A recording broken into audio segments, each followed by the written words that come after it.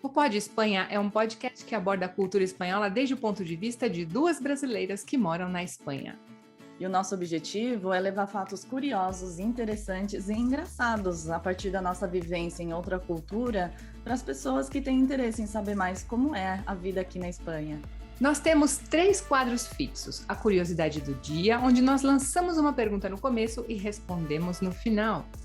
E temos uma dica do dia que, para quem está aprendendo espanhol, então pode ser uma dica de gramática, vocabulário ou até mesmo de pronúncia. E o terceiro quadro é intraduzível, uma palavra ou termo não traduzível, do espanhol ao português ou do português ao espanhol. Acompanhe a gente nas principais plataformas de podcast e também no YouTube. Oi, gente, eu sou a Leurano. E eu sou a Cris Passino. E esse é o podcast Pod Espanha. Então, peraí, mas pode ou não pode, Lê? Cris, pode sim, pode tudo. Bom, só tem uma coisa que não pode e todo mundo sabe. O que é? Assunto baixo astral. Aqui tá proibido, né? Exato. E por isso que a gente trouxe um convidado que é o oposto de baixo astral, né? Exatamente. Bom, a gente tem o convidado de hoje, é o Pitu. O Pitu é um músico brasileiro que vive aqui na Espanha. Bom, vive na Espanha não, peraí, deixa eu me corrigir. A gente conheceu o Pitu aqui na Espanha, atualmente ele está em Portugal. Pitu, tudo bem? Olá, tudo bem, meninas? Tudo bem bom com vocês? Espero que sim. Tudo jóia, tudo jóia. Então, esse é o terceiro episódio da segunda temporada e o tema, como nós dissemos, é sobre a vida de um músico brasileiro na Espanha. Que interessante. Uou. Pitu, conta pra gente, quando você chegou aqui na Espanha e quando você foi para Portugal? Bem, deixa eu só antes disso agradecer vocês pelo convite e dar boa tarde, bom dia, boa noite para quem estiver acompanhando, né? Eu cheguei na Espanha em 2017 e vim para Portugal ano passado, 2020, quase exatamente um ano atrás. Conta pra gente, Pitu, o que você toca, que instrumentos você toca, você já tocava no Brasil há quanto tempo? Conta um pouquinho da sua vida musical pra gente, da sua carreira. Vou tentar ser conciso, tá? O que às vezes para mim é difícil, porque eu sou meio prolixo. Eu comecei a tocar muito cedo, e a gostar de música mesmo. Eu tenho preguiça de quem fala, eu toco desde os 2 anos. Não, eu não toco desde os 2 anos, mas a primeira coisa na minha vida que me chamou a atenção, quando eu era desde criança, das minhas mais remotas lembranças, era música, instrumento musical, uma banda ou um cantor na TV, qualquer coisa assim. Isso é o que mais me despertava, mais do que carrinho, bola, as Barbies da minha irmã, que eu gostava muito também, mas mais do que qualquer outro brinquedo, música era sempre o que mais me despertava a atenção. E aí comecei a tocar criança ainda, não com 2 anos, mas criança. Comecei a tocar violão, depois guitarra, aí sempre gostando. A minha paixão mesmo era a bateria, porque eu via, era o mais, como se diz? Acho que o mais vistoso, talvez, né? Porque é um instrumento grande, com várias peças ali e tudo. Então, sempre interessado, mas estudava mesmo violão e guitarra. E comecei, isso foi meio natural e fui sendo levado. Comecei a tocar, aí apareciam os primeiros lugares, e eu ainda ia tocar nos bares com autorização judicial dos meus pais, tinham que assinar um documento para eu poder tocar e tudo mais. E até que no primeiro momento eu ganhei um cachê e vi que dava para ganhar dinheiro fazendo aquilo que eu gostava. E daí foi difícil me convencer a querer fazer outra coisa da vida, né? Embora eu goste, tenha outros interesses e tudo, mas comecei a tocar, então comecei muito cedo mesmo, com 13, 14 anos eu já ganhava um dinheirinho tocando, e daí para que isso se tornasse de fato a minha profissão e o meu pagador de contas, foi um pulo. E desde então, desde do interior, lá onde eu morava, depois São Paulo, Madrid e agora aqui, Portugal. E quem foram seus primeiros ídolos, Pitu? Olha, essa pergunta eu acho que meus primeiros ídolos foram o Grupo Polegar. Vocês lembram do Grupo Polegar? Claro. Fui ver meu pai levou minha mãe e eu para ver o Grupo Polegar no Ciclo Espacial lá no ABC Paulista quando eu era pequeno. E os meus ídolos primeiros também nessa mesma época eram Chitãozinho e Chororó, que eu amava muito. Acho que por causa da novela Tieta, que tinha o Rancho Fundo, que tocava, eu amava a música e tal. E um pouquinho depois, sei lá, 1 ano, 2 anos depois, que aí a coisa ficou mais séria, era o Axl Rose e o Uau! Slash. Eu era alucinado no Guns N' Roses, e por isso eu queria tocar e correr num palco. Eu nunca fiz isso na vida, nunca corri num palco, né? Embora eu seja músico. Mas meus primeiros ídolos acho que foram esses. Uau, uau. Olha, então eu vou te falar uma coisa para te dar inveja. Quando eu tinha 17 anos, eu fui ver o Guns N' Roses no Ah, Rock in Rio 2. caramba! E era assim, era tudo. Guns N' Roses era tudo naquela época. Não sei que banda hoje é daquele jeito, mas aquilo era o máximo. Iam ônibus e ônibus, né, de galera. Foi Mas na mesma época do Queen? não, o Queen foi no Rock in Rio 1, que foi em 85. Já fui na década dos 90. Ah, E você falou que era do interior, mas você não falou o nome da cidade. É muito importante você falar de onde você é. Claro, para mim é muito também. É São Simão. Eu nasci e cresci não. Até os 4 anos eu morei no ABC, em São Bernardo do Campo. E aí, ainda com 3, 4 anos, fui para São Simão, interior de São Paulo, perto de Ribeirão Preto. E cresci lá. e aí, Pitu, por que você escolheu Madrid ou Espanha? Primeiro você escolheu o quê? A cidade ou primeiro escolheu o país? Não, acho que foi junto, uma coisa foi junto da outra. A minha companheira, Renata, morou em Madrid em 2005. E depois, em 2006, a gente começou a namorar e tudo. E a Renata sempre tinha esse plano e falava de voltar para a Espanha, de morar em Madrid e tudo mais. E eu, honestamente, no começo isso não me animava nada. Eu não sei, acho que era uma ignorância minha, eu não tinha ideia de como era a Espanha, de como era Madrid, de como era a vida ali e tudo mais. Nunca me despertou muito interesse. E aí, em 2015, a gente foi a passeio para Madrid.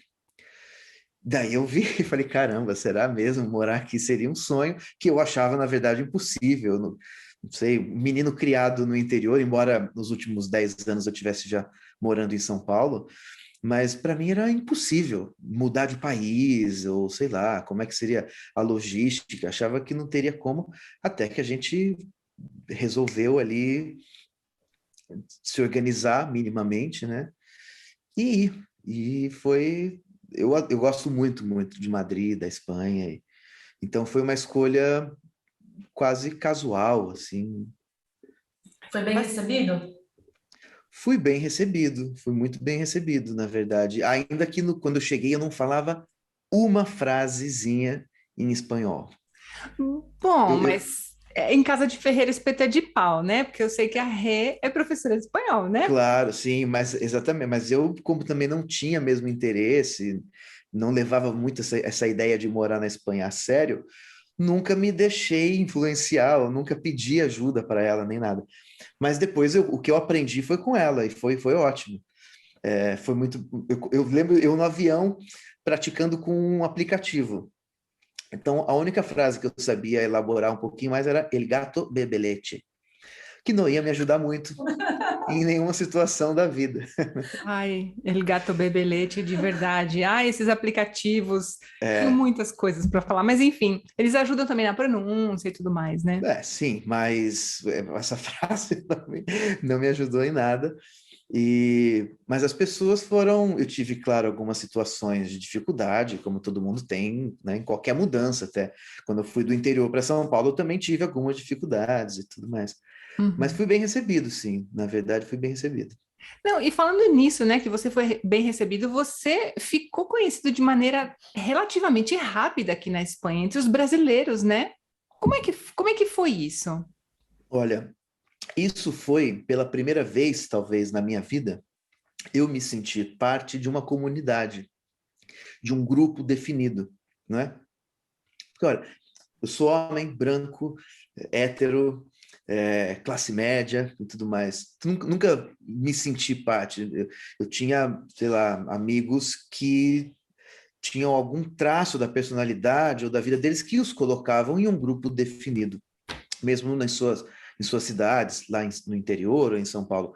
Eu nunca me senti isso, nunca tive essa sensação. Claro, durante um tempo eu me sentia parte do grupo de pessoas do interior que foram morar em São Paulo, mas até aí é um grupo muito amplo e não nada específico, né?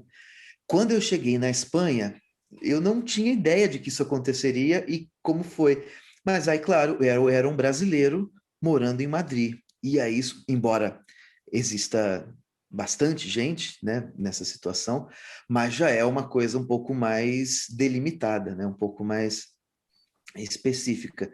Então, eu percebi como também é interessante você ser parte de um grupo assim mais específico, para você ser acolhido por ele também, né?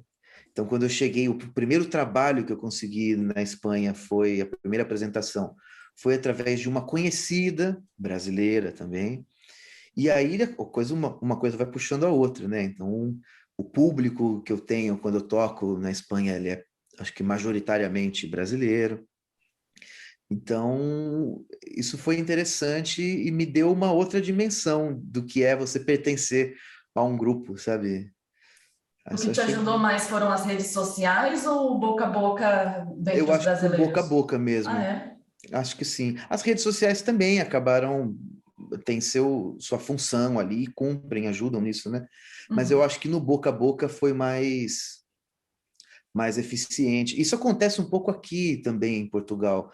Não com brasileiro, porque por acaso aqui em Nazaré eu conheço pouquíssimos brasileiros, mas de você ser meio apresentado à sociedade, sabe?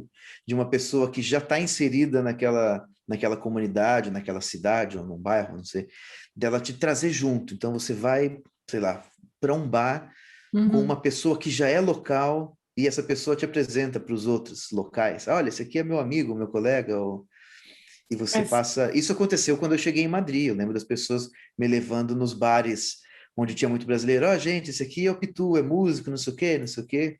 E eu percebo que isso acontece com as pessoas que chegaram depois de mim também. A gente também começa a fazer isso, né?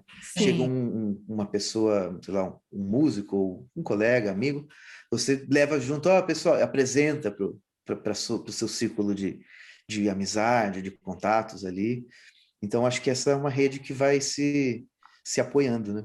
Sim, mas olha, foi impressionante, porque a gente já conhecia músicos que moravam aqui, eu levo 17, peraí, que eu nem sei nem falar português, faz 17 anos que eu moro aqui, e a gente já conhecia músicos brasileiros, mas de repente o Pitu chegou, é muito difícil você conhecer um brasileiro que mora em Madrid, que nunca ouviu falar do Pitu, ou que nunca viu um canto em casa, mas um canto em casa já é outra história. Que legal, puxa. Pitu, você comentou que ficou aqui na Espanha até 2020, né? Quando você foi para Portugal. Você foi para Portugal por causa da pandemia ou a pandemia começou depois de você já estar aí? Viemos por conta da pandemia. Ah. No verão, quando estava para acabar o verão em Madrid, Renata e eu começamos a imaginar, supor que outono e inverno as coisas ficariam feias de novo, porque teve esse hiato, né? Na Espanha, pelo menos no verão, deu uma aliviada, né? A gente pôde sair um pouquinho, mas a gente achou que no inverno as coisas ficariam de novo muito, muito feias. E, enfim, viemos para cá meio que para fugir, de alguma maneira, da pandemia mais... Da pandemia não, porque não tinha como fugir da pandemia, né? Mas do confinamento ou de tudo isso. E no fim das contas a gente chegou aqui em setembro e no comecinho de janeiro Portugal virou um caos de pandemia. Os números dispararam absurdamente e a gente entrou num confinamento que na Espanha não teve de novo, do jeito que teve aqui. Então a gente ficou de janeiro a abril de novo fechados em casa e foi bem difícil, na verdade. Mas viemos por conta, sim, da pandemia. E, Cris, como que você conheceu o Pitu? Que acho que eu ainda não sei. Boa pergunta, como que... Bom, primeiro, eu conheci a Renata. Ah. Então, eu já conheci a Renata, porque assim, eu era muito ativa no Facebook, eu não sou mais. Não consigo, para mim, território, não consigo. Então, eu era muito de grupos de professores. Então, tinha uma professora de português perguntando se tinha alguns outros professores que gostariam de intercambiar material. Eu falei, eu.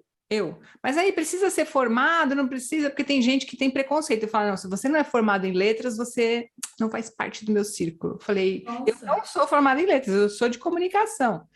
Ah, não tem problema. E a gente começou a trocar ideia, e a Renata também estava nesse grupo. E aí eu fiquei muito amiga dessa menina, tanto que eu já fui para a França, já encontrei com ela, ela mora na França, ela já veio para Madrid, a gente já se encontrou, e a Renata ficou, não sei se eu vou dar aula de espanhol aqui ou tal, mas a gente se encontrou um dia, e ela falou, meu marido é músico. Como ele chama? Pitu. Pitu?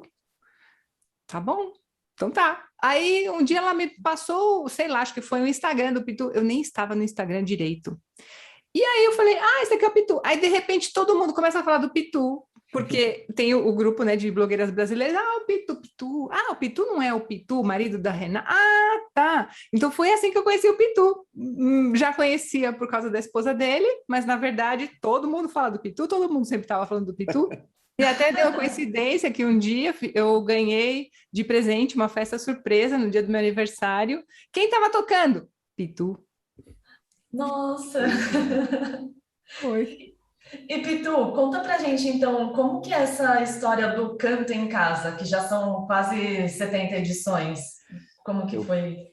O Canto em Casa também, assim como a nossa mudança para Portugal, também é fruto da pandemia. É uma sacanagem talvez falar isso, né? Que é uma coisa um terror que a gente vem vivendo, né?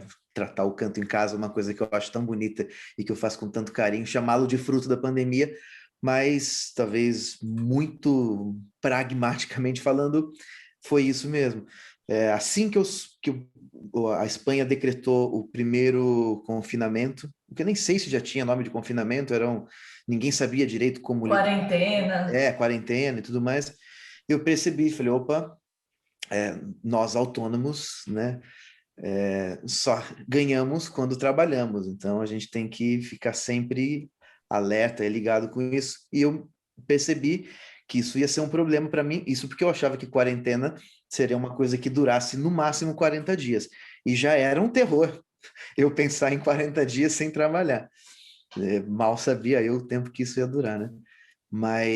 E aí tive ideia, falei, bom, já que não vai dar para trabalhar, não vou poder tocar, eu vou então começar a fazer pequenos shows, concertos online, e oferecer que as pessoas comprem entrada, ingressos. Isso foi mudando, né? No começo era mesmo com compra, como se fosse compra de entrada, participava quem tinha... E hoje é aberto e as pessoas fazem contribuições voluntárias. Mas foi a maneira que eu encontrei de não ficar sem trabalho, ou completamente sem trabalho, durante a pandemia.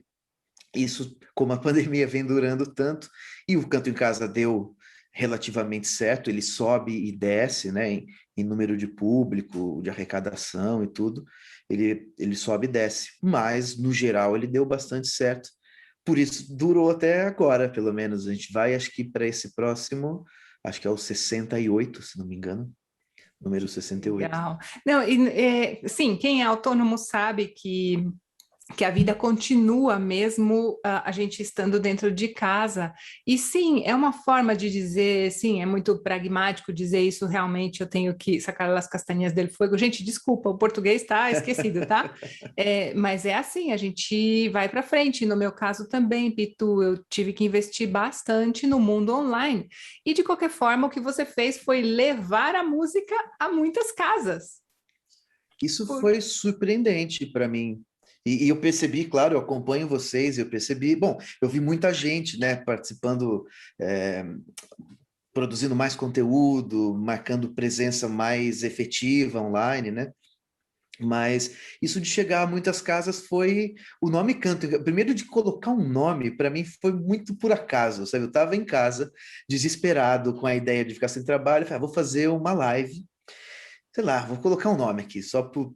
né, só para não chamar apenas de live, vou chamar Canto em Casa, porque eu estou na minha casa, né? Então eu canto, num canto da minha casa, e de fato era num canto. e também é um canto na casa das pessoas. Mas aí começou a chegar gente, sei lá, da Alemanha, da França, do Reino Unido, do Canadá, da Argentina, Israel. Tinha uma pessoa, eu estou aqui em Israel. Eu falei, cara, como assim? Eu nunca sonhei, quer dizer, sonhar eu sonho, mas parece pouco palpável para mim pensar em me tocar em Israel, sabe? E aí, dessa maneira, eu cheguei em lugares que eu nunca pensei que pudesse me apresentar ou que pudesse cantar, né? Pitu tocando em Israel, no Canadá, olha só, que Pois é. legal, que legal. Mas eu acho que foi, como você falou, uma uma luz que as pessoas viram também, porque, na verdade, é necessária a arte, é necessária a cultura, e a gente viu cada vez mais, né? Essa pandemia mostrou para a gente que não dá para a gente deixar esse lado de escanteio, não dá, não dá. É uma parte da nossa vida que é necessária para a nossa mente, para a nossa alma, né?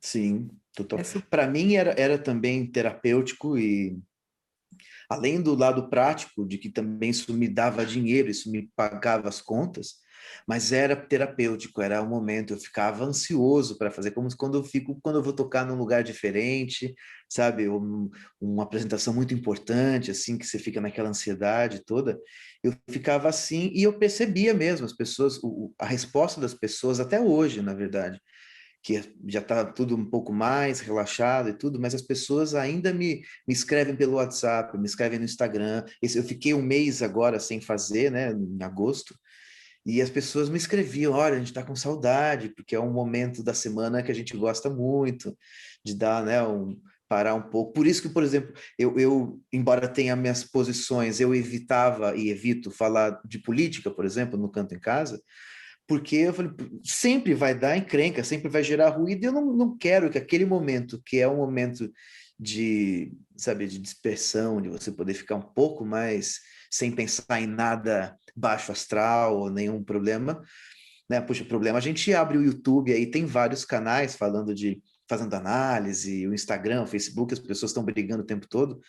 Eu não queria isso no espaço do Canto em Casa, não é uma questão de alienação, é uma questão de você ter um momento para respirar ali sem ter que ficar pensando nas mazelas do mundo, que são muitas, mas a gente merece um momentinho de pausa, né? Para passarlo bien, não?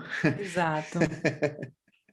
E como que as pessoas encontram você no Instagram? Eu não sei se você se apresenta no YouTube também. Sim, sim. Na verdade, o Canto em Casa acontece no YouTube. No meu canal do YouTube, todas as minhas redes têm a mesma arroba, as que tem arroba, né? O YouTube não tem. É sempre Pitu Músico, simplesinho assim. Então, o Instagram é Pitu Músico, o meu canal é youtube.com/Pitu Músico, o meu site é pitumusico.com, etc. Ok, a gente vai deixar aqui quem está vendo no Instagram, no YouTube, a gente vai deixar os links para entrar em contato com você e para ver também e para assistir o Canto em Casa. Claro que Por sim. favor, Tem sim. um dia específico da semana que seria? Agora está sendo aos domingos. Antes era aos sábados, e aí aqui no verão eu consegui começar a trabalhar um pouquinho mais presencialmente, né? Eu toquei aqui em Portugal, em alguns lugares, como músico residente. Então, por isso eu mudei para o domingo. O horário é que tem oscilado um pouco, mas geralmente é o domingo, para quem está no Brasil, é o domingo depois do almoço, ou às 2 ou às 3 da tarde. Aqui em Portugal começa. Eu já comecei às 18, às 20. Esse próximo, por acaso, vai começar às 19. Ou seja, 20 horas da Espanha. E, pessoal, não sei se vocês sabem, né? O pessoal que está escutando a gente, aqui em Madrid tem uma cultura muito forte que é a música callejera, que são os músicos que tocam nessas ruas peatonais, né? Que não passam carros, e fica um grupo de gente assistindo, eu acho super legal. Você, Pitu, já tocou alguma vez na rua de Madrid? Sim, toquei. Olha, isso para mim no começo me custava, no começo não sempre, né? Mas as primeiras vezes que eu fui tocar na rua era um custo psicológico e anímico muito grande, porque eu morria de vergonha, na verdade. Como assim? Como assim? Olha, é uma situação curiosa tocar na rua. Eu passei os primeiros meses na Espanha, eu toquei muito na rua. Acabei parando quando chegou o inverno, porque era difícil, fui tocar dentro do metrô, que não era a mesma coisa, e aí depois também comecei a tocar em locais, e aí acabei deixando a rua. Mas no começo eu toquei muito na rua. A primeira vez que eu toquei, eu lembro que eu estava morrendo de vergonha e a Renata ficou me incentivando. Não, vai lá, vai, vai. E aí eu lembro que em 40 minutos eu ganhei, sei lá, 30 euros. Aí eu falei, puxa, Uau, interessante. uau. Mas isso foi sorte de principiante, depois nunca mais foi tão fácil assim. Mas eu acho que eu aprendi algumas coisas ali nessa de tocar na rua. Primeiro que o seu ego, ele fica fragilizado e você fica também, né? Não que eu me julgue um super músico ou sei lá o quê, mas ali na rua, se alguém se julga um super músico, na rua é onde a pessoa vai aprender a se olhar com outros olhos e se ver um pouco menor do que talvez ele seja, ou ele supõe ser, né? Porque às vezes forma uma roda em volta, as pessoas aplaudem, e é uma energia super legal. E às vezes você é um poste ali na rua fazendo malabarismo para conseguir a atenção das pessoas, porque afinal é o que você tem que fazer. E as pessoas estão passando por ali e não dão a mínima para o que você está fazendo, né? Mas, puxa, eu na rua vivi situações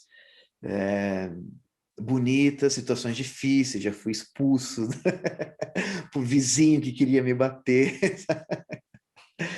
Um policial que se aproximou, eu tinha certeza de que ele ia me mandar sair dali, e ele veio e jogou uma moeda de 2 euros e falou, eu adoro Pearl Jam, obrigado, porque eu estava Olha, tocando Pearl Jam. Enfim, mas toquei muito tempo na rua, conheci bastante gente também na rua. Foi que uma Legal. experiência curiosa. Que legal. Jamais pensava isso. Pensava que as pessoas iam tocar na rua e simplesmente falavam: Ah, tá bom, eu tô tocando. Quem quiser me ouve, quem não quiser não me ouve. Mas não é assim, né? Eu acho que depende da situação. Claro, eu tenho a impressão também de que tem gente. Eu já vi gente que parece estar na rua estudando, por exemplo. A pessoa às vezes está praticando ali e por acaso deixa um chapéu, alguma coisa, que alguém vem, então a pessoa é um estudo remunerado, no fim das contas, né? Mas na minha situação havia uma necessidade, porque eu tinha acabado de chegar, né? E eu precisava conseguir fazer dinheiro, então eu tinha que conseguir chamar a atenção das pessoas. Isso é uma coisa chata, na verdade, de você ter essa necessidade de fazer alguma coisa na rua. Puxa, os músicos que eu conheço que vão tocar na rua geralmente como você falou. Puxa, se eu vou tocar num bar X, o dono do bar às vezes quer, ou o público quer um repertório assim assado e eu nem sempre estou disposto a tocar isso, eu não estou com vontade. Então eu vou para a rua, que na rua eu toco o que eu bem entender, do jeito que eu quiser e tal. Mas o meu caso não era, talvez também fosse um erro de abordagem meu, pode ser. Tá certo, tá certo. E voltando, então, falando um pouquinho de Madrid, vamos lá. Do que você mais sente falta aqui na Espanha, ou de Madrid, por exemplo? Olha, a primeira coisa são os amigos, isso a gente sente muita falta. É difícil, né? Porque a gente mudou uma vez do Brasil para a Espanha, aí sente falta da família e dos amigos do Brasil. Aí você estabelece uma rede na Espanha e depois se muda, e aí você... Então, viver e se mudar é sentir saudades o tempo todo, né? Então, primeiramente, dos amigos, amigas e tudo mais dessa rede, mas eu sinto falta de Madrid e acho que é um pouco da Espanha, isso que é a cultura de rua mesmo, das pessoas ocuparem muito as ruas, sabe? De você sair em Madrid a qualquer, pelo menos mais para o centro, né? Mas você sair a qualquer hora do dia e tem gente na rua, né? Tem muita gente, as pessoas estão nas terraças, estão nos parques, nas praças, a vida acontece muito na rua em Madrid. Isso eu acho maravilhoso também de poder se movimentar pela cidade a pé ou fazendo uso do transporte público, que é muito bem estruturado, né? Isso eu sinto esse tipo de essa vida eu sinto falta. É que é fácil, né? É muito fácil, né? Então, imagino que talvez alguém que more muito longe do trabalho e tudo mais, não seja as mil maravilhas que eu estou pintando, não sei, mas eu, para minha situação, era maravilhoso. Eu raramente pegava ônibus ou metrô para ir tocar, sabe? Eu ia tocar sempre a pé, Ainda que eu tivesse que andar, às vezes, 2,5 km, eu colocava meu amplificador num carrinho de mão, que era super cômodo de puxar, o violão nas costas e caminhava, mesmo quando estava frio e abrigado, adorava caminhar com as coisas, muito mais confortável e prazeroso do ter que pegar um carro, ter que pegar ônibus. E mesmo assim, quando é preciso pegar ônibus, Madrid é muito bem servida, né, Sim, de em espanhol a transporte. gente diz que as comparações são odiosas e eu não estou te pedindo uma comparação. Mas como é viver em Portugal? Bom, em Nazaré, não em Portugal, né? Porque é a mesma coisa, como é viver na Espanha? Você tem que falar do lugar onde você vive, né? Como é viver Sim, em Nazaré? olha, nós passamos aqui um tempo difícil, como eu disse antes, né, que foi o confinamento e tudo mais. E coincidiu, aliás, o confinamento com o inverno, o alto inverno, e aqui chove muito. Nazaré chove com muita facilidade. Ah, não sabia. Parece que Portugal chove já bem mais do que a Espanha, mas a costa ainda mais. Mas Nazaré, aqui tem alguma especificidade ambiental ou ecológica. Tem um paredão, né? Tem um paredão, sim. Bom, aqui tem as ondas gigantes, já é uma coisa Também, de por outro algo. mundo, né? Uhum. Mas aqui parece a facilidade com que o tempo muda, que venta muito. Então, eu acho que o vento acaba levando e trazendo nuvens também muito rapidamente, chove muito. Então, esse primeiro momento de confinamento com o inverno, tudo foi muito difícil e a gente não tinha real dimensão de como era a cidade, porque estava todo mundo fechado em casa e tudo mais. Agora a gente tem começado bem timidamente a estabelecer alguns laços, alguns vínculos sociais, né? E conhecer o verão aqui foi também uma loucura, porque a cidade ficou entupida de gente, tinha muita gente. Mas é uma cidade, tirando esse momento difícil que a gente passou, é uma cidade muito agradável, é muito pequenininho, né? Então tem uma vida pacata, pacatíssima. E eu estou dizendo isso sobre Madrid, isso não tem nada a ver com aqui, né? É quase o extremo oposto. As coisas fecham cedo, é, os velhinhos pelas ruas estão sempre. A impressão que eu tinha no começo é de que só tinha pessoas de mais idade aqui, mas não, claro que tem jovens também. E é uma região muito agrícola também. A impressão que eu tenho de Portugal é que Portugal também é um país muito agrícola e tudo, mas a gente começou a comer muito melhor, porque, sei lá, as verduras e legumes que a gente consome vêm de perto, e a gente tem acesso a isso mais fácil. Eu tenho um pouquinho a sensação de que é mais ou menos como quando eu morava em São Simão, das pessoas todas se conhecerem, sabe? De você ir à padaria e a pessoa já sabe o seu nome, te dá bom dia de outra maneira, sabe? Então tem um lado também do afeto ali entre as pessoas que é muito bonito, é interessante. É Mas é isso, Nazaré é pequenininho e acho que não tem tanto a ver com Lisboa ou Porto, por exemplo, que a vida já é diferente, né? Uhum. Eu conheci Nazaré quando eu fui uma vez, eu fui para Figueira da Foz, bom, duas vezes.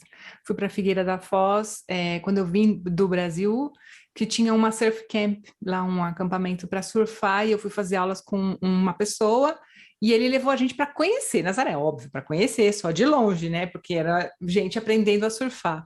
E eu achei Nazaré impressionante, uma mistura de coisas, porque é um lugar relativamente pequeno e a gente vê parte do Brasil colonial ali. E ao Total. mesmo tempo cheio de turistas que não falam português e nem espanhol, falam inglês, né? Você vê aqueles super dinamarqueses, alemães, aquele pessoal loiro, branquinho. Você Sim, fala totalmente. diferente, né? Essa é uma observação interessante, e é uma cidade com uma cultura tradicional muito forte. Então, você vê as mulheres ainda, as viúvas que se vestem de preto, as mulheres que vendem peixe, que são as senhoras de sete saias. Elas se vestem assim, não é que elas estão aqui porque tem uma festa ou estão aqui para tirar foto com turistas, não, elas se vestem assim no dia a dia delas. É uma cultura, sei lá, centenária, não sei. A própria cultura da pesca ainda aqui é uma cidade, é uma vila piscatória, como eles chamam aqui. Que bonitinho, E pescatória. e ao mesmo tempo tem esse monte de estrangeiro, sabe? Gente loira que pega onda, cabelo descolorido. Olha, eu sou quase um surfista, mas não sou. E muito cosmopolita, ao mesmo tempo que é muito, muito tradicional e fechadinha ali na própria cultura, é também cosmopolita, porque vem gente do mundo inteiro mesmo, não só do norte da Europa, mas eu vejo gente dos Estados Unidos, pessoal do surf e tal, é curioso isso. É um point, né? É um point. Sim. Pitu, sobre as músicas brasileiras, eu imagino que aí em Portugal faça muito sucesso, né, por causa do idioma. E aqui na Espanha, você se lembra das músicas brasileiras que fazem sucesso aqui, que os espanhóis chegavam a pedir para você tocar? Olha, me lembro, sim, claro. Depois eu vou falar sobre uma aqui de Portugal que me deixou muito, muito surpreso, e que é um sucesso. Na Espanha eu lembro algumas. Bom, eu sofri um pouco porque eu não gosto tanto, mas o Nossa Nossa, né, do Ai Se Eu Te Pego, do Michel Teló, era uma música que as pessoas sempre pediam. Mas também, eu acho que quando as pessoas me ouviam tocando, elas já entendiam que o meu repertório não ia muito por aí. Então, aí vinha sempre, La Chica de Ipanema, La Chica de Ipanema, por favor, e tal. As pessoas falavam muito da Garota de Ipanema, que é um sucesso, né, já de décadas. Mas eu me lembro também, a primeira vez que eu fui tocar, a primeiríssima vez que eu toquei em Madrid, eu toquei Mama África, do Chico César, e as pessoas conheciam, as pessoas pelo menos sabiam cantarolar o Mama África. Eu fiquei tão surpreso que eu filmei um dia, marquei o Chico César na postagem, e o Chico César me compartilhou o vídeo que eu tinha feito dele e tal.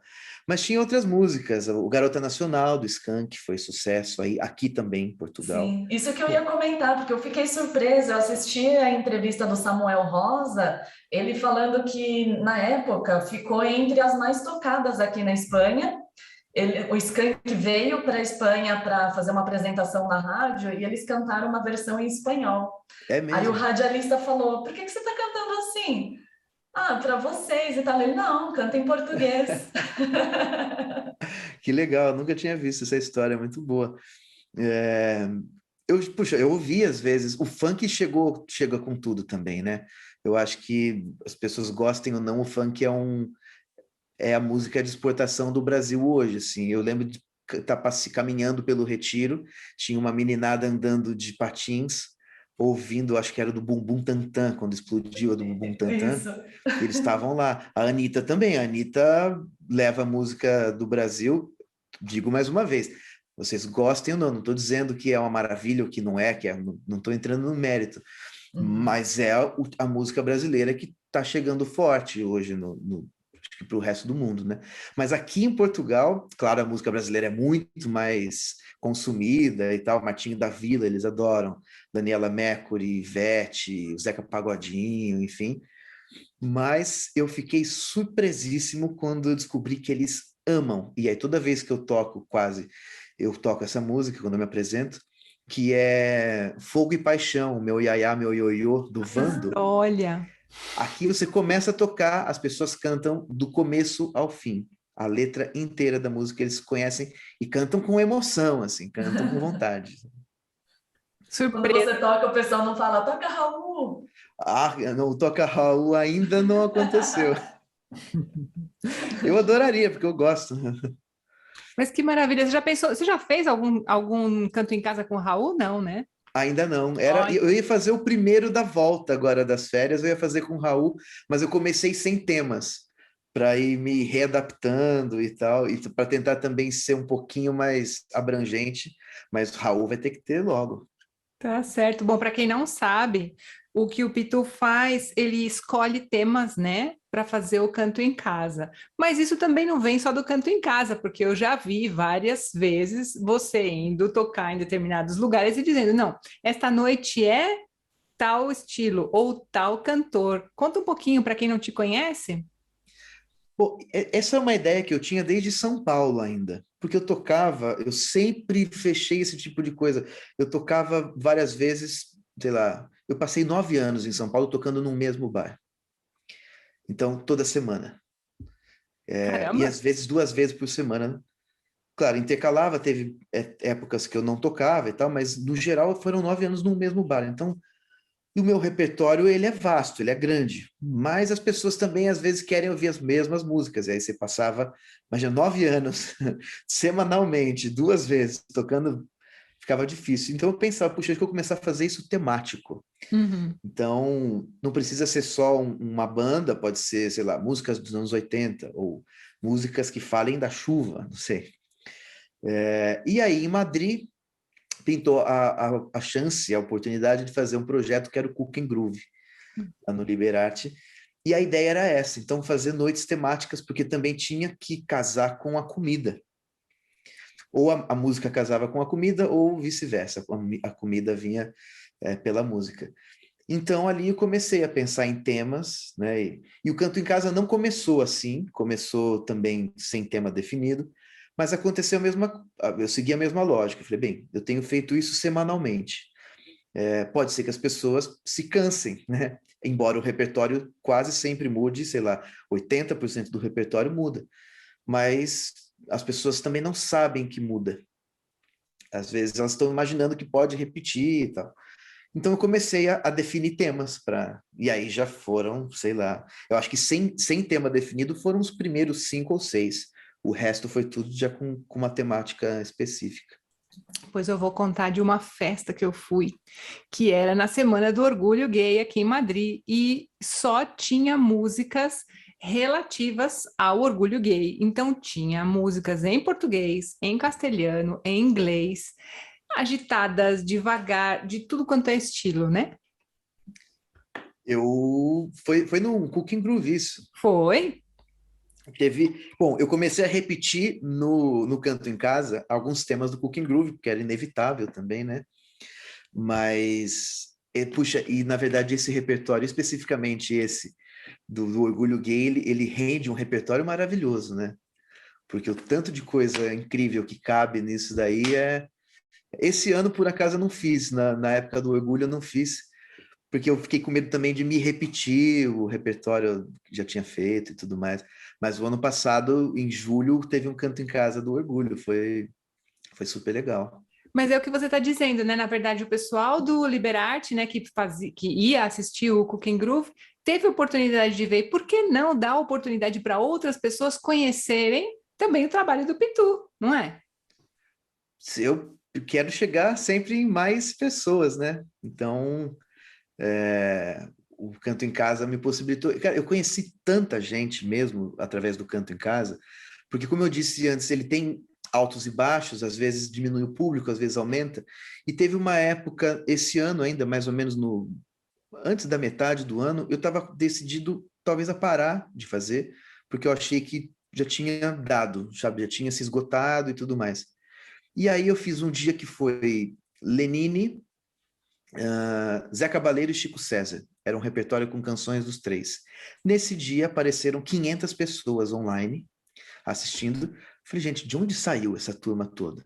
E aí, na vez seguinte, que foi Zé Ramalho, Alceu Valença e Geraldo Azevedo, tinha 1.200 pessoas. Falei, não, peraí. Quando tinha 200 pessoas, eu já ficava muito feliz, porque era um público ok. Mas 1.200, eu acho que nem presencialmente eu cantei para tanta gente. E essas pessoas começaram a frequentar semanalmente, ficaram ali, continuaram ali, e começaram também a interagir comigo fora do Canto em Casa. Então as pessoas me escrevem no WhatsApp, sabe? Me mandam coisas, compartilham coisas, falam da vida delas para mim, sabe? Então, foi uma chance de chegar a mais gente mesmo. E tu, você tinha comentado, depois eu conto uma história de Portugal. Era a história do Vando ou tinha outra história Era a engraçada? história do Vando, era a história do Vando. E tem alguma outra história que você tinha comentado antes da gente gravar que você foi buscar na sua mente, uma história engraçada que tinha Sim, acontecido? vocês tinham me dado, né, a pauta, mais ou menos, e sobre uma história engraçada, uma história constrangedora. Constrangedora, eu acho que enquanto eu tocava, né? Claro.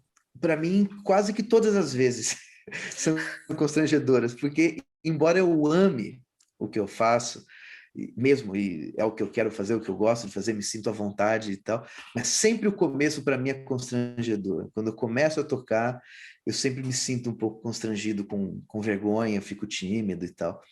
Mas histórias engraçadas, eu tenho muitas histórias engraçadas e constrangedoras, tive que varrer muito a minha memória para buscar as melhores. Engraçada mesmo, teve uma que foi recente, que eu troquei o nome do lugar onde eu estava tocando, mas eu troquei 2 vezes. Eu errei. Primeiro, eu fui tentar ser simpático e amável e falar ao microfone, o que não é. Eu gosto de falar aqui, assim, a gente conversando, eu gosto. Mas enquanto eu estou tocando, falar muito para mim é difícil, eu não tenho muito. E aí eu fui fazer um esforço para ser simpático, para fazer uma média também com a diretora do lugar que estava ali. Primeiro, eu não lembrei o nome dela, que era a diretora. Depois, eu troquei o nome do lugar uma vez. O meu colega baterista falou: Olha, você trocou o nome, não sei o quê. Aí eu falei: Nossa, desculpa, é verdade, eu troquei o nome. Obrigado mais uma vez ao lugar X. E errei o nome de novo. Tá Aí ele nervoso. disse: Não, para. Mas teve uma outra história, que eu não sei nem se ela é engraçada não é, nem constrangedora, mas é que eu, chegando uma vez para tocar, eu me enfiei num arrastão. Um arrastão de assalto, vocês lembram? Que tinha muito Aham. isso no Brasil, em São Paulo, uma época atrás. Uhum. Eu entrei no arrastão e não me dei conta de que eu estava no meio de um assalto. Então, eu fiquei uns 10 minutos ali, com violão, com tudo montado, e eu cheguei, montei minhas coisas, estava para começar a tocar, e vi que estava um clima estranho no bar, era um bar muito pequenininho, em São Paulo, e vi que estava um clima estranho, todo mundo meio assim, parecia que alguém estava a ponto de brigar com outra pessoa, e eu perguntava pro garçom, assim, olhando, tipo, o que que foi? O que que foi? E o cara não falava nada, e eu olhava com cara de pânico para mim, eu sem entender nada. Quando eu percebi que era um assalto, cara, o bar inteiro estava sendo assaltado, e eu não tinha me dado conta disso, de que... E aí eu me apresentei, comecei a ficar com medo de que os ladrões ficassem, sei lá, bravos, porque tinha gente que estava meio querendo esconder carteira e tudo mais, e aí eu meio que me apresentei para o assalto. Os caras estavam limpando todo mundo, eu falei: Olha, comigo você ainda não falou, toma, para Nossa, tentar acalmar o cara e tudo mais. Aí ele só pegou o dinheiro, que não tinha muito na minha carteira, e deixou. E aí depois eu fiquei pensando: Cara, eu sou uma pessoa muito fora do mundo, porque eu entrei no meio de um assalto sem perceber, cara. Bom, felizmente, se é possível dizer que tudo acabou bem, ninguém se machucou. Mas acho que foi a história mais inusitada da minha vida, né? Chegar para tocar e me enfiar no meio de um assalto, assim, foi. Espero que Pitu. nunca mais aconteça, né? Não, espero muitíssimo que comigo nem com ninguém, né? Pelo amor de Deus. Tô aqui, tô boba, tô bege, como se diz. Hã? Como assim? Gente, não sei, eu tô sem palavras, Lê, É. com você. Não, eu só queria finalizar o podcast falando que a música brasileira ela é muito forte aqui na Espanha, também nas lojas. Toca muito MPB, né? Eu fico impressionada. É sempre para dar aquela sensação de calmaria, de tranquilidade. Eu sempre escuto MPB nas lojas. Vocês já repararam? Sim, Sim, sim. em A restaurantes última, também. a última vez que eu fui para a Espanha, na volta, a gente parou logo na saída de Madrid, parou num posto de gasolina e eu estava ouvindo Chiclete com Banana, a versão do Gil, Chiclete com Banana do Jackson do Pandeiro, mas a versão do Gil, sei lá, de 69, 70, eu acho que é. Eu falei: Mas quem tá ouvindo isso? Porque nem é. A gente ouve música brasileira, mas dessa época, assim, de onde tá vindo? Eu achei que fosse do carro, do meu carro, de algum lugar, assim. Quando eu saí do carro e entrei no posto, era dentro da loja de conveniência que estava tocando a música. E eu esqueci de falar quando vocês perguntaram sobre músicas brasileiras de sucesso e tal. Muitas vezes que eu tocava na rua, inclusive, ou em qualquer outro lugar, as pessoas me pediam tribalistas. Ah, Elas gostavam, acho que gostam muito. Bom, o Carlinhos Brown também é bastante conhecido na Espanha, né? Mas eles gostavam muito dos tribalistas. Tribalistas fez muito, muito sucesso aqui, muito. Né? Entre os alunos de português também, eles sempre pediam para dar a música dos tribalistas e tudo. Outra que é muito famosa é a Xuxa, né? Ela teve um programa aqui e eu vi que ela era muito famosa quando ela apareceu como uma referência num programa chamado El Concurso del Año, que você tem que adivinhar a idade das pessoas anônimas, e uma das dicas era, ela tem a idade da Xuxa. Caramba. Mas eu já ouvi Hilarie cantada em espanhol, né? E se você toca, quando eu tocava numa festa para tirar uma onda ali, tocava Hilarie, os espanhóis todos cantavam. E bom, sem contar também o Roberto Carlos, que aí não dá para... É outro que você goste ou não goste, você vai, sei lá, em Miami ou na Espanha. Roberto Carlos fez um show na Espanha, que eu não fui, mas um amigo meu foi, e disse que estava lotado, lotado, lotado. O cara encheu, sei lá, não sei se era o Wanda Metropolitano ou o E5, não sei, mas estava cheio, acho que era o E5. Não dá para subestimar, né, uma coisa dessa. Um sucesso desse. Agora tem uma coisa, uma curiosidade, eu vou falar muito rápido sobre o Roberto Carlos, que tem uma música que todo mundo fala e eu nunca ouvi em português, que é El Gato que está triste e azul. Eu também não conheci. Esse meu amigo falou, olha, mas ele cantou uma música que eu nunca tinha ouvido e todo mundo cantou, que era do gato. Eu falei, cara, eu não conheço essa música, nunca ouvi mesmo. E é um sucesso na Espanha, né? Vai entender, né? Vai entender. Bom, vamos para os quadros, então? Vamos. Sim, bom, nós temos 3 quadros, como sempre. Pitu, você está convidadíssimo a participar, se você quiser também, não sei, responder alguma coisa. Lê, com você, curiosidade do dia. Eu trouxe uma curiosidade que quando eu estava aprendendo espanhol, eu lia muito um blog que eu sei que você gosta, Cris, que ele até foi seu convidado em uma live, que é do Já está el listo que todo lo sabe, que é do jornal 20 Minutos, né? E eu li que o porco não sua porque ele não tem glândulas sudoríparas. Então, por que a gente fala estou sudando como um cerdo? Ou até mesmo em português, nossa, estou suando igual um porco, né? A gente fala das duas maneiras. Mas essa tradução tá errada, porque exatamente, né? Porco não sua, porque ela vem do inglês, que é I'm sweating like a pig, mas era referência a uma pecinha de metal chamada piggy, porque ela tinha o formato de uma tetinha de porco, de porca, né, no caso. Então essa peça, quando ela esquentava, né, ela derretia, e aí vem essa referência, né, sweating like a piggy, que era o nome da pecinha. E aí foi traduzido para o português e para o espanhol, mas porco não sua, e é só para dizer que a pessoa está suando muito. E teve um fato engraçado outro dia que eu comentei na mesa de almoço, eu falei, que Pablo está sudando como um cerdo. E a minha sogra, não. Que é meio rude falar assim, que mais polido seria falar sudando como um pollo, né? Mas menos agressivo. Se bem que frango também não sua, tá? Mas é uma expressão coloquial. Agora a gente precisa descobrir de onde é que vem que o frango tá suando. Com certeza alguma pecinha de um barco. Deve ser daquela máquina, né? De assar frango. Pode ser, tá vendo? Olha lá. Pode ser. Muito legal sua curiosidade. Gostei. Jamais ia imaginar. Você sabia, Pitu? Jamais. De jeito nenhum. Tô pensando aqui que bom que eu fiquei. Porque eu adoro esse tipo de coisa. Adorei essa. Que legal. Bom, eu venho com uma dica do dia que é do uso da conjunção aunque. Aunque, como é que a gente traduz aunque em português? Embora. Embora, né? Aunque eu sepa cocinar, hoje não quero cocinar. Então, embora eu saiba, esse eu saiba é o presente do subjuntivo, tá bom? Então, embora eu saiba. Mas eu posso dizer assim também, por exemplo, aunque eu supiera cocinar, ayer não cozinhei. Embora eu soubesse cozinhar, ontem eu não cozinhei. Então, embora eu soubesse, esse soubesse também é subjuntivo, é o imperfeito do subjuntivo. E aí, como é que a gente fala no indicativo, né? Então, eu dei um exemplo em português, mas eu vou dar um exemplo em espanhol agora, por exemplo. Por exemplo é boa, né? Eu tô falando muito por exemplo. por exemplo. Então, aunque el trabajo está bem pagado, não quero esta oferta.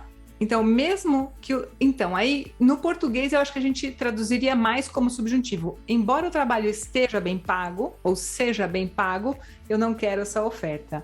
E também, aunque yo había preparado bien la comida, não me salió muy bien. Então, embora eu tivesse preparado, então a gente não traduz ao pé da letra. O que a gente faz? A gente interpreta.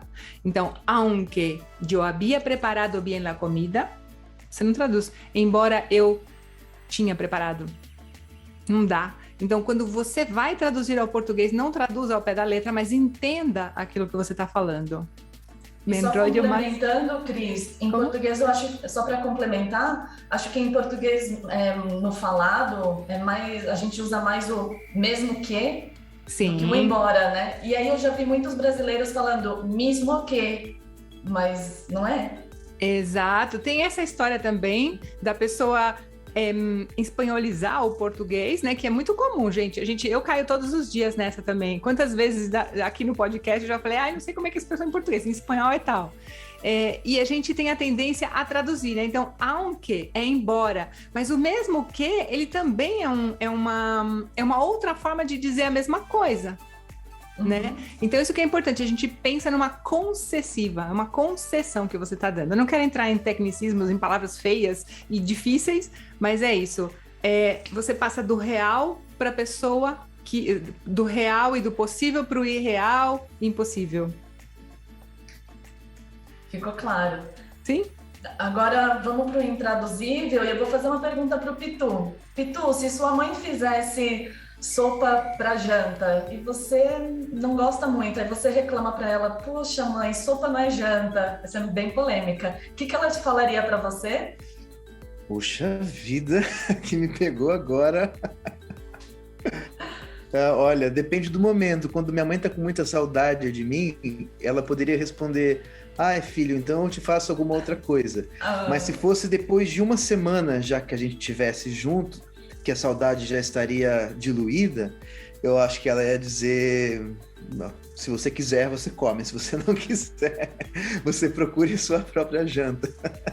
O que normalmente as mães falam é o que tem para hoje. É o que tem para hoje. E em espanhol, se você traduzir literalmente es lo que hay para ahora, talvez você entenda, né? Mas existe uma expressão específica para isso, é o que tem para hoje, que são lentejas. Então, se queres la tomas, se não las dejas, mas só com falar são lentejas, já dá para entender não só para situações de refeições, mas, por exemplo, qualquer situação que você está reclamando e não tem como alterar essa situação, você pode falar para a pessoa, são lentejas. E a pessoa para de reclamar. Que legal. Então, são lentejas é tipo uma abreviação da resposta completa, né? Isso. Que já está tão difundida no país inteiro que todo mundo já sabe o que quer dizer, o que vem depois. Exatamente. Es lo que hay também, es lo que hay. Es lo que hay. Es lo que hay é o que temos para o momento, né? É o clássico, né? Es lo que hay, tio. Muito bem. Muito bem. Gente, eu acho que era isso, não? Sim. Muito Pitu, bem. só vou te dar um spoiler. Depois que a gente grava, você vai pensar, nossa, devia ter falado de tal coisa. Esqueci, olha, agora que eu lembro. Olha só, antes que eu me esqueça que vocês encerrem, então, deixa eu só, já que falamos da Xuxa, ter o meu momento Xuxa, mandar um abraço especial pro Hugo Barbosa, que é ouvinte do Pod Espanha, lá de Luiz Antônio, cidade onde por acaso nasceu a minha mãe, essa aí da sopa. Então, um abraço pro Hugo. Estamos nós três aqui. Hugo, um abraço para você e obrigado por ouvir a gente. Que legal. Preciso, Hugo. Que legal, que legal. Gente, então nós vamos encerrando, mandando um abraço para o Hugo, para sua mãe, para o seu pai, para todo mundo que está assistindo e está ouvindo. Especialmente para você. Não é? Envia cartinha para a Rua Saturnino de Brito. A Xuxa tem que ouvir isso, hein? A Xuxa tem que ouvir esse podcast. A gente faz aniversário no mesmo dia. Olha aí. É isso mesmo, é isso mesmo. Então, olha, vamos terminando por aqui. Pitu, muito obrigada de novo. Obrigado, queridas. E depois a gente vai colocar as redes sociais aqui. Então, para encontrar o Pitu é Pitu Músico. Exato, em qualquer rede. Muito Nas que eu estou. Muito bem, tá certo. Obrigado para quem está por aí. Já sabem, se vocês quiserem entrar em contato conosco, nós temos o e-mail podespanha, P-O-D Espanha em português, tem @gmail.com. Nós estamos nas principais plataformas de podcast, nós estamos no YouTube também, então se você está vendo a gente, exatamente, fazendo coração, né? Se você está vendo a gente, então a gente te manda um abraço. Eu mando sempre um saludo e hasta pronto. Tem o coração de coreano, Cris, já viu que é assim? Não conhecia! É o coração de coreano das K-popers. Olha, gente, que desatualizada que eu tô. Obrigada, Lê. Coração de coreano. Cringe. Cringe? Sabe que eu de velha. Eu não sou velha, eu sou uma jovem senhora. Eu sou uma jovem Cringe senhora. não é velha. Muito bem. Obrigada. Vamos terminando por aqui. Um besito, gente. Obrigado. Até. Tchau, tchau.